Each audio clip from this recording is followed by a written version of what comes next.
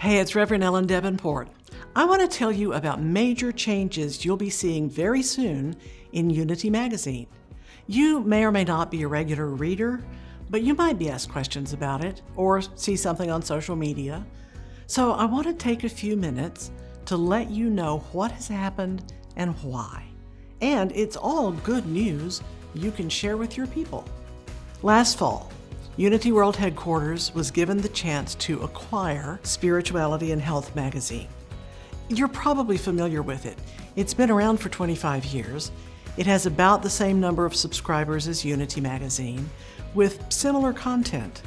So it made sense for us to buy Spirituality and Health, merge the two magazines, and double our subscriber list, which will bring thousands of new people into contact with Unity and all we have to offer.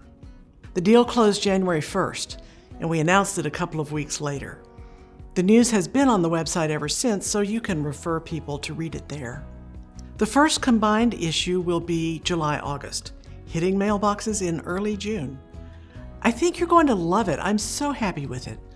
It has familiar names, like the columns from Jackie Fernandez and Ogun Holder, both Unity ministers. It still has articles about spiritual principles and practices, and it incorporates more of the health-related content from Spirituality and Health. Health, of course, being the foundation of our movement.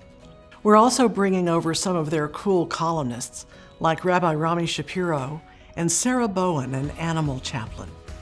We'll have special sections on retreat centers and books and finding your calling. But the first change you'll notice is the name. After a lot of discussion, we decided to call it Spirituality and Health, a Unity publication. That means your May-June issue of Unity magazine is the last under that name. It's a collector's item now. Personally, I feel a little sad about changing the name of Unity magazine, but it's actually had a rocky history. You know, it started as Modern Thought in 1889.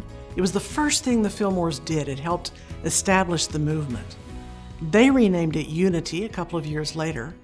Then through the years, publishing stopped and started. It's been killed and revived.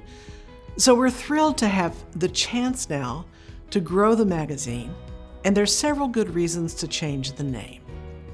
Mainly, the words health and spirituality describe exactly what we are teaching. It's what the Fillmores taught, spirituality and health or healing. Calling the magazine Spirituality and Health signals exactly what it's about.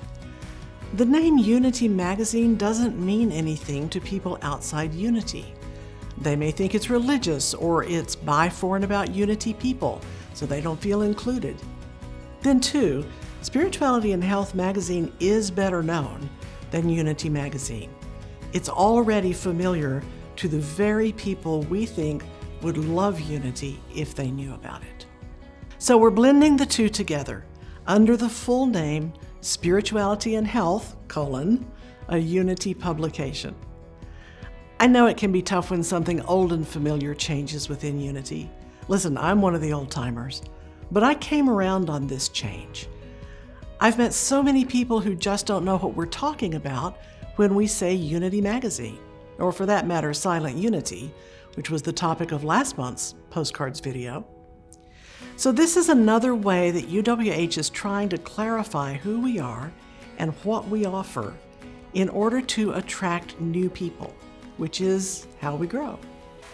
We'll be introducing Unity to the new people coming over from Spirituality and Health, not so much through the magazine itself, but what's called a customer journey.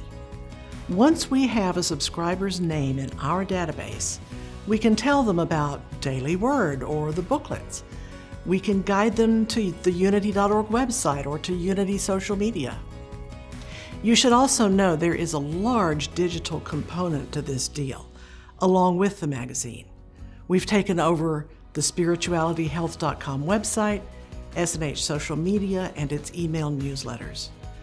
We're keeping those separate for now. Those are new avenues for us to reach the spiritual but not religious audience. The existing Spirituality and Health also brings a robust advertising program both print and digital, so we expect a return on this investment through the years. Take a look at spiritualityhealth.com when you get a chance. The online articles expand on the magazine and cover an array of spiritual topics. You can borrow good ideas about healing, relationships, mental wellness, and even some practices like moon ceremonies or solstice celebrations. We are planning to incorporate more articles into that website about interfaith beliefs and practices, including unity. This is a huge undertaking, and we've been working on it for months. Please let me know if you have questions. It's a big change, and I want you to have the facts about what's going on.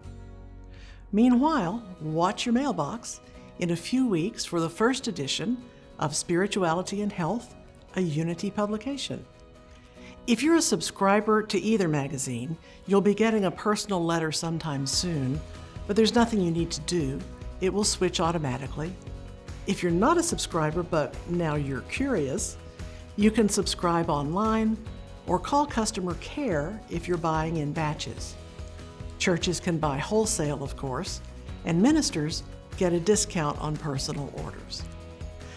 We'll be back next month with another edition of Postcards from the Village.